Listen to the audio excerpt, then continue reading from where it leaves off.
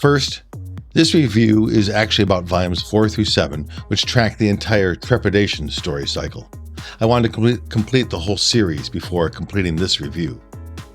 I should say too that I generally like Tynion's works, especially his horror stuff, for its original conception, decent character design, so in many ways I am comparing Something is Killing the Children to his darker DC stuff, for instance, or The Woods, A Nice House on the Lake, and The Department of Truth.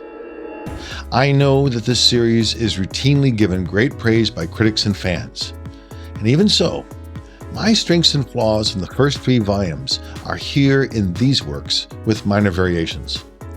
Largely, the stories are quite gory, and since many victims are children, not for the meek. And unfortunately, this is the focus of the horror, kind of a one-trick pony. Because this is not wholly sustainable across the whole series, then Tynion does offer us the major subplot, really enhanced in this series, of a secret cabal of monster hunters and the immoral politics which drives it.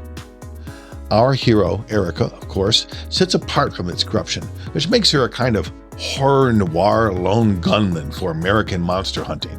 That's a really interesting idea, especially since she's not emotionally whole either. Like Stephen King's Gunslinger series, a lot of the best action in Tynion mirrors the duller sequences of storytelling in King.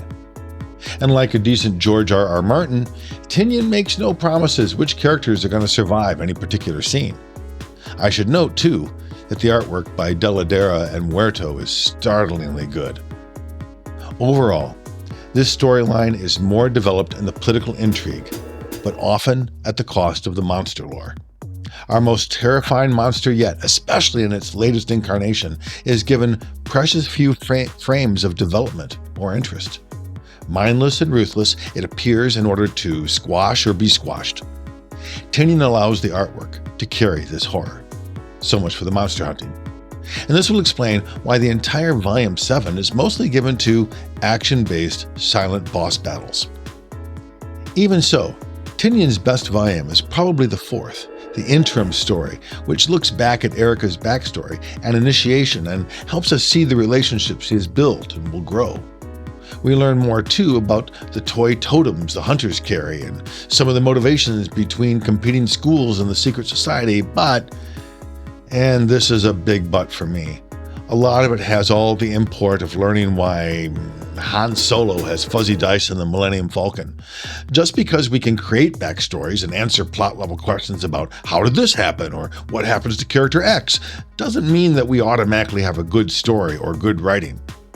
At its base, and at its summit, the Something is Killing series is a solid horror action story with visually fascinating characters. And if that's all you're looking for, you don't want to ask questions about child death, about the nature of horror, or even the lore of psychological projection and daemon or demon guides, all within very easy reach of Tynion the storyteller, well, you'll be satisfied.